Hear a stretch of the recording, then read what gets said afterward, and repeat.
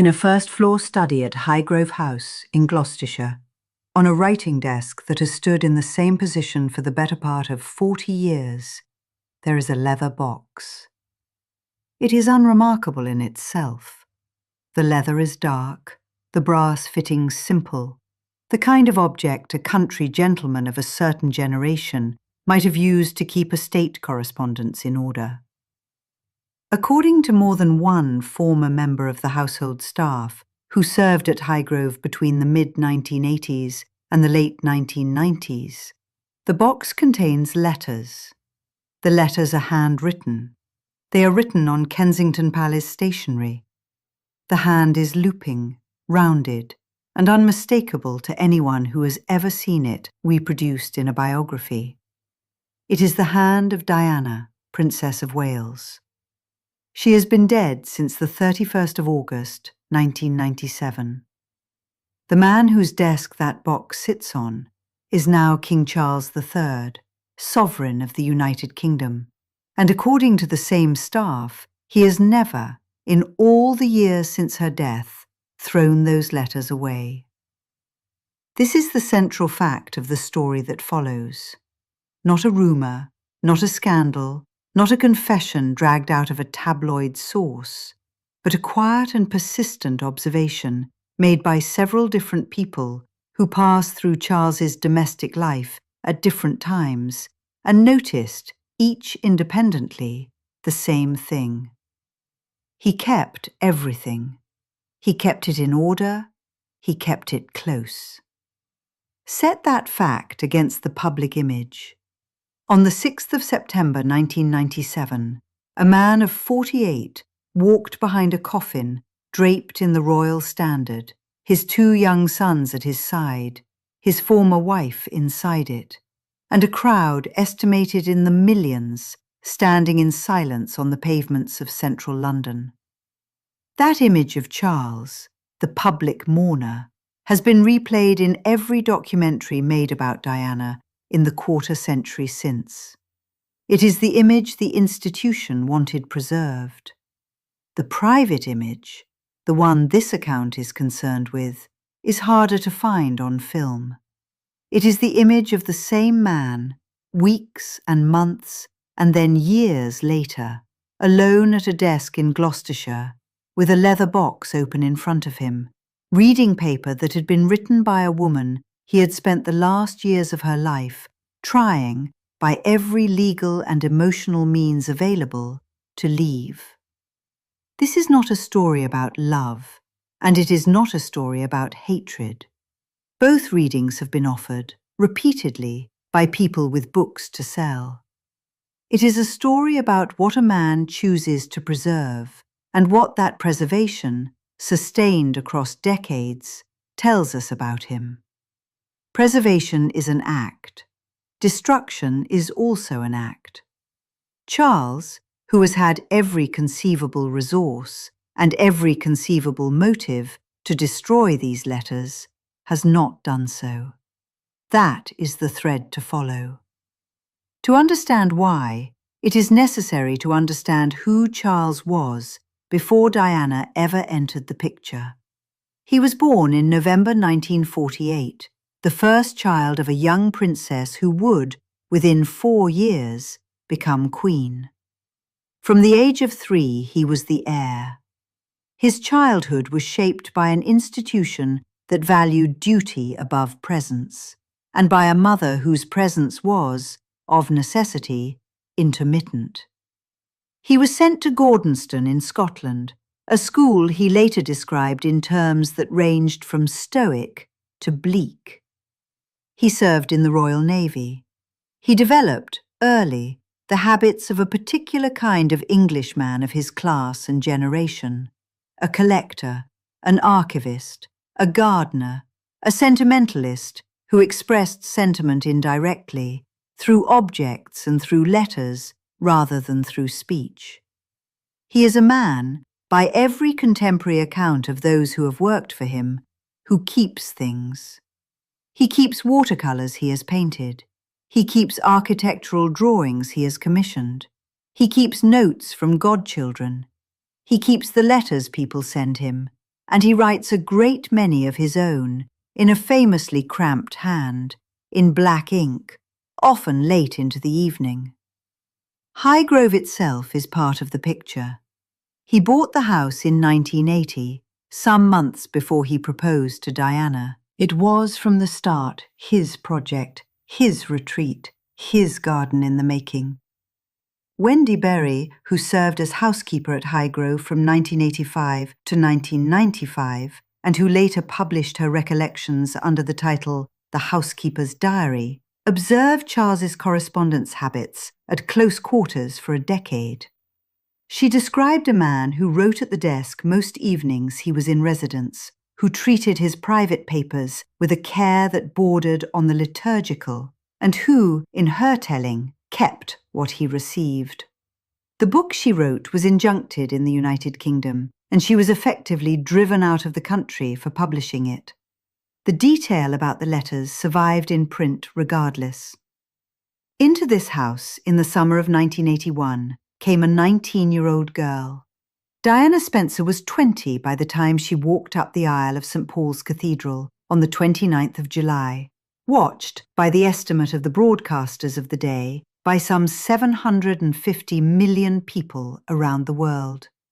The wedding was the high watermark of the 20th century monarchy's image management. It was also, by accounts that have since become so widely sourced as to constitute the consensus view, already a marriage in trouble before the carriage left the cathedral steps.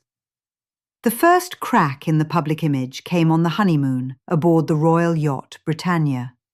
Jonathan Dimbleby's 1994 authorised biography, written with Charles's cooperation, recorded that the prince brought with him on that voyage a stack of books by the South African writer Laurens van der Post.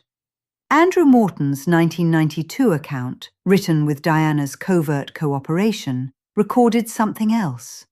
Diana, Morton wrote, had found photographs of Camilla Parker Bowles among her husband's belongings during the cruise. She had also, days before the wedding itself, become aware of a bracelet engraved with the initials F and G, gifted between Charles and Camilla as a parting token. The marriage that the world had watched begin in St. Paul's had, in private, never really begun at all.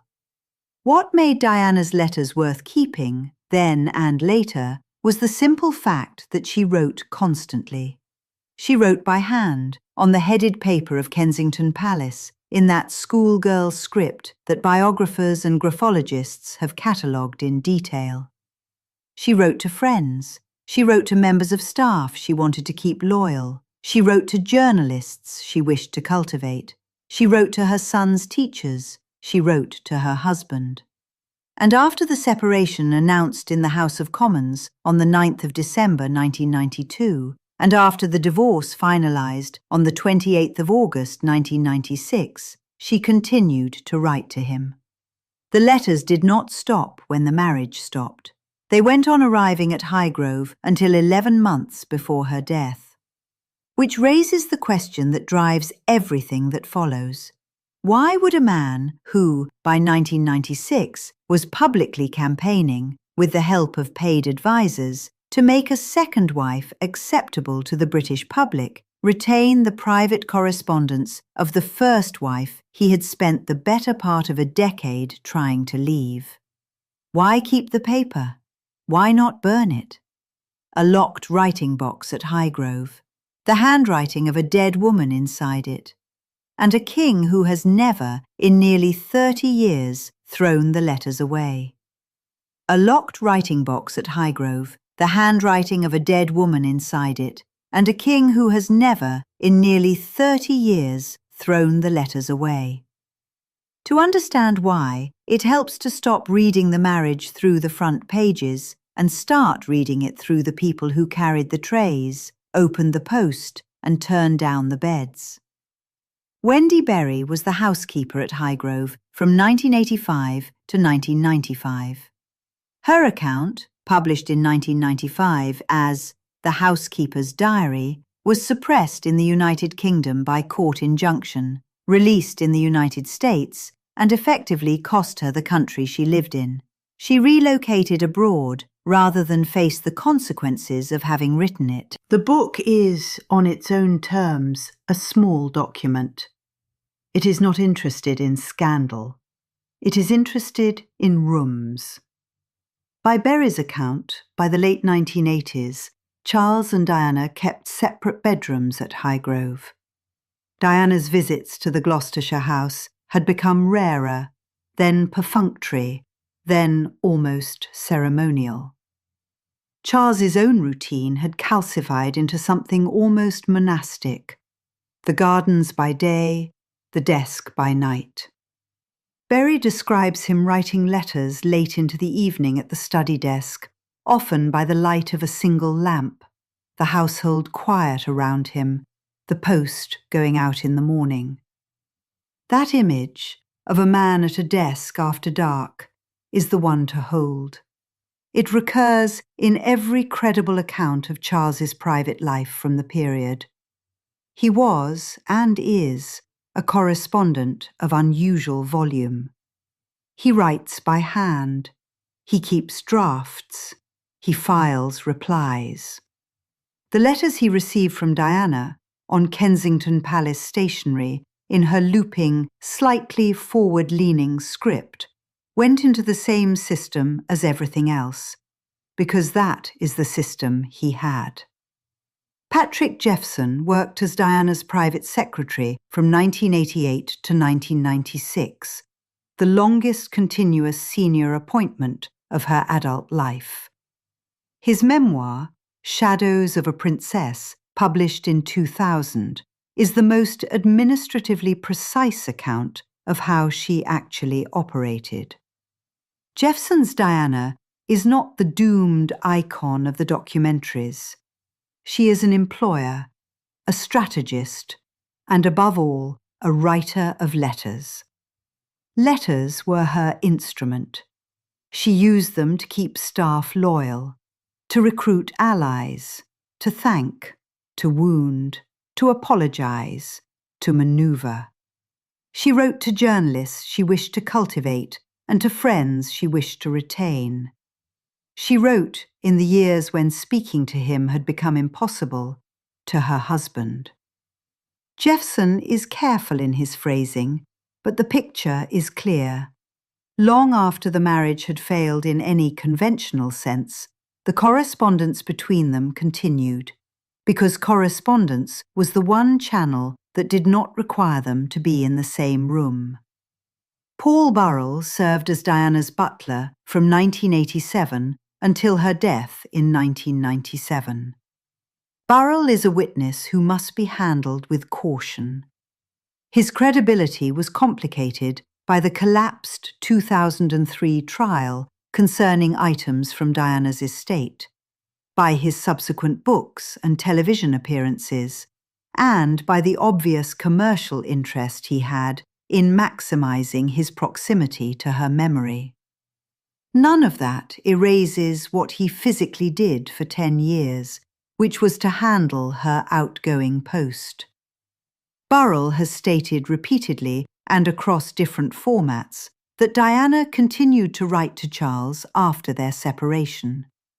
Letters about William and Harry, letters about logistics, schools, holidays, the apparatus of co-parenting in a fishbowl.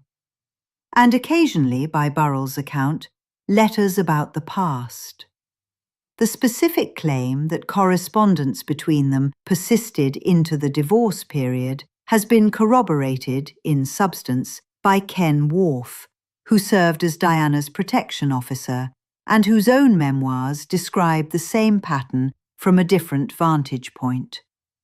Two men who disliked each other professionally agree on this one fact.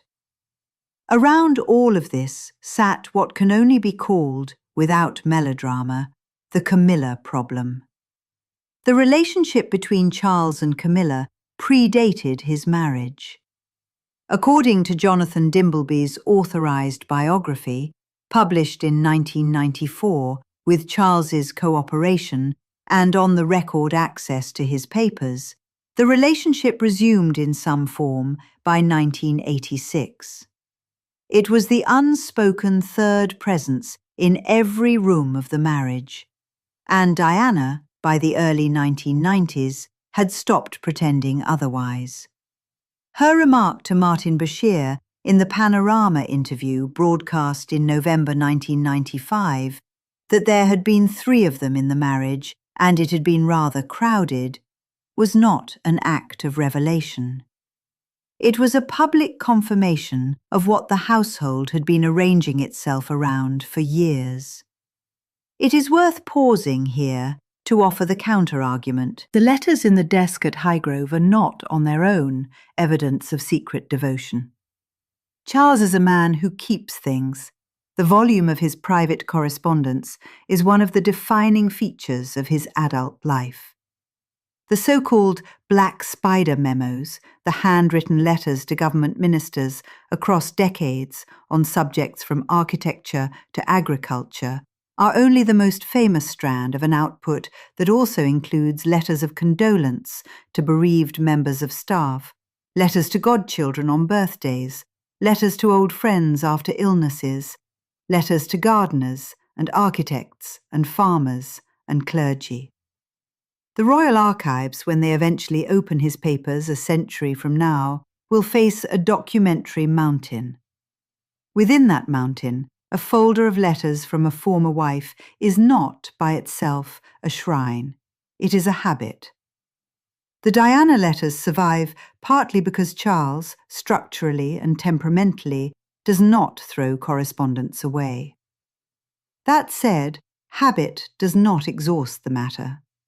A man who keeps everything still chooses, on occasion, to keep some things more carefully than others, and the location of the Diana letters, in the personal writing box at the desk he uses himself, rather than in the general archive maintained by his staff, is itself a form of curation.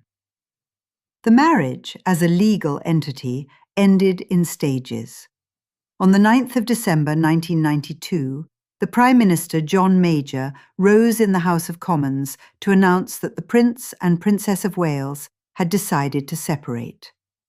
The wording was studiously neutral.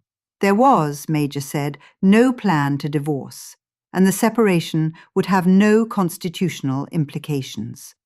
Both claims would prove premature. The slow legal grind that followed concluded on the 28th of August 1996 with the decree absolute.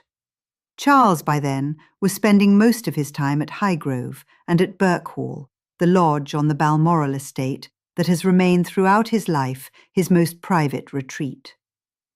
Diana kept Kensington Palace, and with it the apartment, the staff, and the stationery on which she continued to write. The 11 months between the divorce and her death are the period that the letters in the box most likely document in their final layer. According to both Jeffson, writing from the Secretariat side, and Burrell, writing from the household side, correspondence between Charles and Diana did not cease at the decree. It changed register. Most of it concerned the boys, then aged 14 and 12, and the practicalities of 2 households trying to raise them without further public damage. Some of it did not. The detail of what those letters contained is not knowable from the outside, and this script will not invent it. What is knowable is that they were written, that they were sent, and that on the evidence of every former member of household staff who has spoken to the question, they were received and they were kept. Then, the 31st of August, 1997. The Pont de l'Alma tunnel in Paris, shortly after midnight. The crash, the hospital, the announcement. Charles flew to Paris with Diana's sisters to collect the body. The image that the world retains from the following week is the image of the funeral procession on the 6th of September. The father walking behind the gun carriage with his 2 sons and his former brother-in-law. The wreath on the coffin marked simply Mummy, the cameras tracking every step. It was, by any measure, one of the most watched acts of public mourning of the 20th century. What the cameras did not show was the return to Highgrove afterwards. Berry had left the household by then, but other staff present that autumn, speaking later to biographers, described Charles spending long, uncharacteristic hours alone in the study. He did not appear by any account to destroy anything. He appeared, on the contrary, to be ordering papers. The writing box on the desk, which had accumulated correspondence in layers across more than 15 years, was not emptied. It was filed. And so the picture that emerges from the staff testimony, set against the public images of that month, is a specific one. Charles, in the first autumn of his widowhood, a widowhood he had not legally been entitled to since they had been divorced for a year, at the desk at Highgrove, putting Diana's correspondence into order rather than into the fire. Charles, in the first autumn of his widowhood, a widowhood he had not legally been entitled to since they had been divorced for a year, at the desk at Highgrove, putting Diana's correspondence into order rather than into the fire. That is the image to hold, not the burning, the filing, because the burning is what most men in his position would have done, and what advisers at the time, according to subsequent reporting, are understood to have suggested. The correspondence of an ex-wife, recently and violently dead, the subject of unprecedented public mourning, with every line potentially leakable through household staff or future biographers, the conventional instinct would have been to destroy it. He did not. Preservation in Charles's case is the dominant instinct. It is the through line of his adult life. He preserves gardens, hedgerows, hand-thatched cottages, classical architectural proportions, organic farming methods, regional dialects, watercolour techniques he learned in the 1970s, and the names of trees planted by ancestors he never met. He commissioned the village of Poundbury in Dorset as a built argument against modernism. He fought, through the Prince's Foundation, against the demolition of buildings most planners considered expendable. He keeps the watercolours he paints on his travels, dating and cataloguing them. He keeps letters from godchildren. He keeps, by the account of multiple former private secretaries, every condolence note he has ever received on the death of a member of staff. This is who he is. The Diana correspondence sits inside that habit, not outside it. Mark Bolland understood the habit better than most. Brought in as Deputy Private Secretary in 1996, in the same year as the divorce, Bolland's brief was to rehabilitate Charles's standing with the public and eventually to make the relationship with Camilla acceptable to a country that had spent 15 years being told it was the reason for Diana's unhappiness. Bolland worked on the project until 2002, and afterwards, in interviews and in his own journalism, described his former employer as a man of compartments. Charles could run, in Bolland's account, a public courtship of one woman while privately maintaining what staff understood as a continuing inner dialogue with another through the medium of the surviving paper. The two activities did not, in Charles's interior architecture, contradict each other. They occupied different rooms in the same house. Tina Brown, in The Palace Papers in 2022, reported a detail corroborated by other household reporting over the years, that on the anniversary of Diana's death, the 31st of August, Charles's private schedule has consistently been kept light in the morning. Staff at Highgrove and at Birkhall have, over successive years, been instructed not to disturb him in particular windows of that day. The instruction is not framed as mourning. It is framed as a working appointment with himself. What he does in those hours is not recorded, because no one is present to record it. But the leather writing box is in the room, and the box is the only object in the room whose contents predate everyone currently alive in the household except him.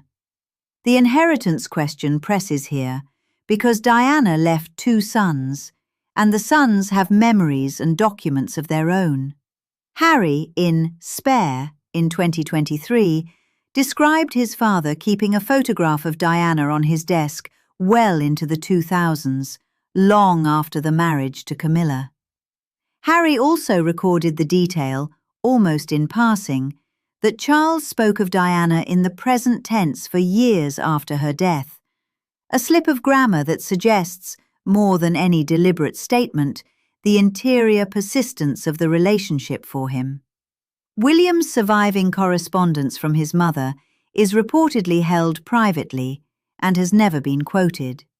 Harry has spoken more freely, but the volume Charles holds, on the evidence of staff testimony, exceeds what either son was ever given. He was, after all, the husband. He was the recipient of the letters she wrote in the role of wife, not the role of mother. Those letters went to no one else. And then, against all of this, there is Camilla, the counterweight that the public narrative has always struggled to integrate. In 2005, on the 9th of April, Charles married Camilla in a civil ceremony at Windsor Guildhall. The religious blessing held afterwards at St. George's Chapel. The late Queen attended the blessing, but not the civil ceremony, a calibration that told its own story. By every credible account, including those of biographers most critical of Charles in other respects, Camilla is the relationship of his life. The marriage has been, by visible evidence, sustaining and reciprocal. It has lasted nearly 2 decades. He made her queen. And yet the Diana letters remain. The 2 facts are not in contradiction. They describe a man who does not edit his own history to suit his present circumstances. Many men, on remarrying, sanitize the archive. They remove the photographs. They shred the cards. They perform for the new spouse the symbolic erasure of the old one. Charles, on the evidence, has not done this. Camilla, who has known him for more than 50 years and who knew Diana as a contemporary in the same social world, is unlikely to have demanded it. The 2 women were never strangers to each other, and the resolution Charles and Camilla appear to have reached privately is one in which the past is not destroyed in order to make the present possible. It is simply allowed to remain in its box. When Charles became king on the 8th of September 2022, the practical question of his residences changed.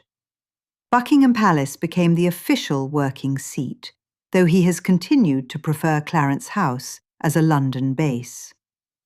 Highgrove remains, and Birkhall remains. But the transition of his personal papers from one phase of life to another required handling, and household staff reported at the time that personal effects from Highgrove and Clarence House were inventoried and transferred with a degree of care unusual even by royal standards. Some items were moved by aides in the ordinary way. A small number were not. Among those handled personally, according to staff accounts that surfaced in subsequent reporting, was a leather-bound box from the writing desk in the Highgrove study. He carried it himself. Where exactly it now sits, within the network of private apartments available to a sitting monarch, has not been confirmed. That it travelled with him is not seriously disputed. The wider archive question matters here, because what a monarch keeps becomes, eventually, history. The Royal Archives at Windsor operate under restrictions that close most personal material to public access for at least 100 years after a sovereign's death. Queen Victoria's letters to her 9 children and 42 grandchildren survive in vast quantity, painstakingly preserved, and have shaped every serious biography of her reign.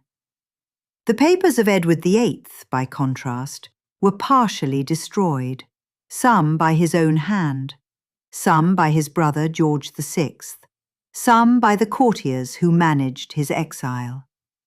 The archival record of his abdication is patchier than it should be, and historians have spent 80 years working around the gaps.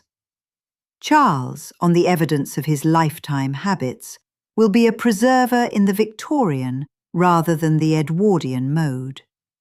What he keeps will outlive him. What is in the box will, in some future century, be read by people not yet born. He knows this. He has been preparing for a posthumous reading of his own papers since at least his 30s, when he began the practice of writing the long, handwritten, often underlined memoranda to government ministers that the press would later christen the Black Spider Memos. He writes for the record. He has always written for the record. The Diana letters are, in this sense, part of the record he is constructing, not by writing them, but by refusing to remove them.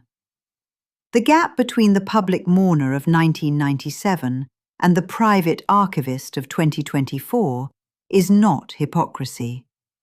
The two figures are the same man. The institution required, in September 1997, a particular public performance. The father walking behind the coffin, the statement from Balmoral, the eventual address that conceded what needed to be conceded about Diana's qualities. He delivered the performance. He has continued, in the years since, to deliver the performance of a man who has moved on. But moving on, in the institutional sense, is a matter of public behaviour. It does not require the destruction of private paper. And Charles, formed since the age of 3 by an institution that taught him to bury feeling inside processes feeling by filing it. The role of guilt belongs in this analysis, but it must be attributed carefully. Patrick Jeffson's view, articulated across several books and interviews since leaving Diana's service in 1996, is that Charles never fully reconciled himself to what the marriage had become, or to his part in its failure. Jonathan Dimbleby's authorised account, published in 1994 with Charles's cooperation, conveyed that Charles had felt the marriage was a mistake from a point very early in it, an admission that, at the time, was read as cruelty toward Diana, and that in retrospect reads more as the confession of a man already accumulating a private case file. The letters in this reading are not romantic mementos. They are evidence. They are kept because evidence, once destroyed, cannot be re-examined. And if the letters are evidence, the question becomes, evidence of what and for whom? Evidence of what and for whom? That is the question the writing box leaves behind, and it is the question worth taking seriously, because the answer determines whether this story is a curiosity or something closer to a portrait. There are 3 readings available, and they deserve to be weighed in order. The first is the simplest. Sentiment. A man keeps the letters of the mother of his children because she is the mother of his children. William and Harry are in those pages, in the small domestic reports a mother writes to a father about teeth and schools and summer plans. To destroy such letters would be to destroy a record his sons might one day want. This reading is plausible. It is also insufficient. The correspondence in the box, according to those who have described it, includes letters from the courtship of 1980 and 1981, written before William was born, written when Diana was 19 and Charles was 32, and the entire arrangement still belonged to the future rather than the past. Sentiment for one's children does not explain the preservation of letters that predate them. The second reading is institutional. Charles was raised inside the machinery of monarchy and understands, perhaps better than any monarch since his grandfather, that the Diana years will be the most scrutinized period of his reign and his life. Historians will come. The 100-year rule on the royal archives will eventually expire. Letters in his keeping remain under his control. What is read, what is catalogued, what is released, what is withheld. Were the Diana correspondence destroyed, the only surviving record of the marriage in her own hand would be her letters to others. And those letters, through Andrew Morton in 1992, through Paul Burrell's subsequent disclosures, through the Bashir interview of November 1995, have already shaped the public narrative against him. To keep her letters to him is to keep the other half of the conversation. It is, in the cool institutional sense, a form of self-defense conducted across decades. The third reading is the one the staff testimony most consistently supports, and it is the heaviest. Unfinished conversation. The letters are not kept to be read by historians a century from now. They are kept to be reread by him. Wendy Berry, Paul Burrell, and Patrick Jeffson, three figures who agree on very little and whose accounts have been published across different decades and for different purposes, independently describe the same habit. A man who returns to old correspondence, who annotates it, who keeps it within reach of the desk where he works. The box is not a tomb. It is, in some functional sense, a file still open. If this account has been useful, subscribing to the channel costs nothing, and there are more stories like this one queued. The bell notification means you will see them when they go up. Step back from the three readings, and the larger frame comes into focus.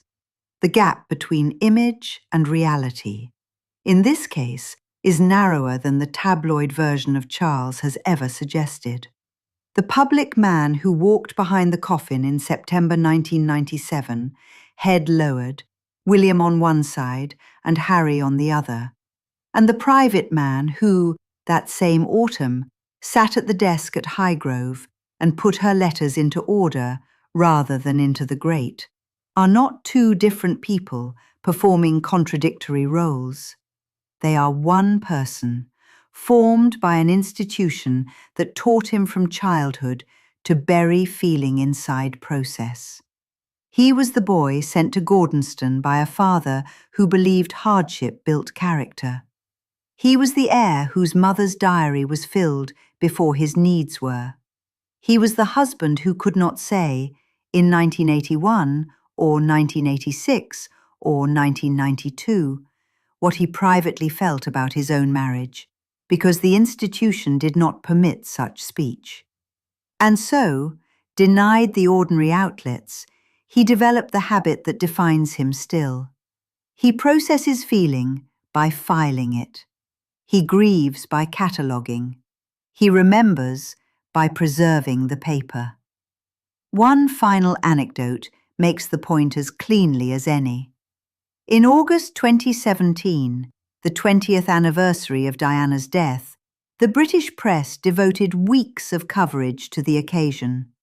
William and Harry gave a joint television interview, the most candid either had offered about their mother, and the front pages carried her photograph for days on end. Charles made no public statement. He issued no tribute. He gave no interview.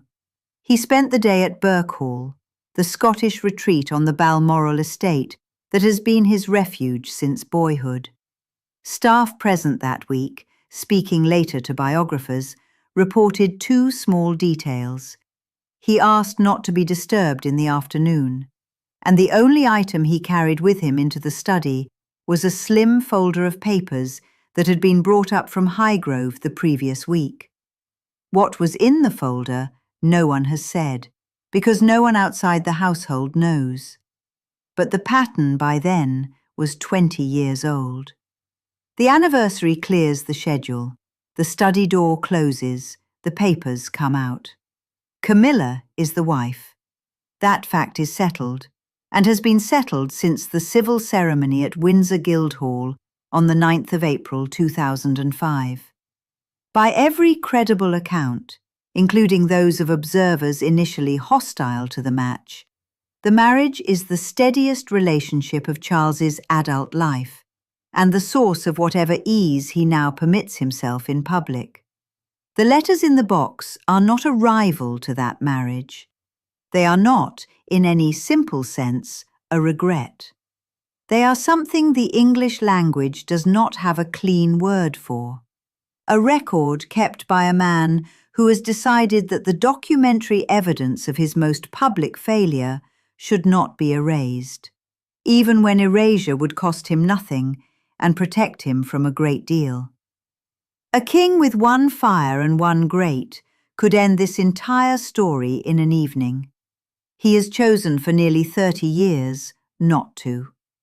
That choice, repeated across decades, is the story.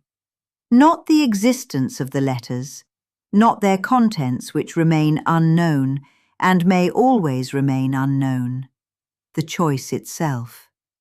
Somewhere now, in the private apartments of a man who became king in September 2022, the leather writing box sits where he has placed it. The handwriting inside is Diana's, on Kensington Palace stationery, in the looping schoolgirl script the biographers learnt to recognise.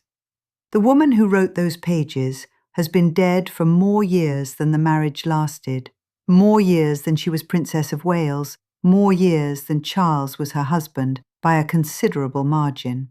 And still, on certain days, in rooms no camera has ever entered, the lid is lifted. What does a man owe to the dead? And what does it mean when he refuses, decade after decade, to let them go?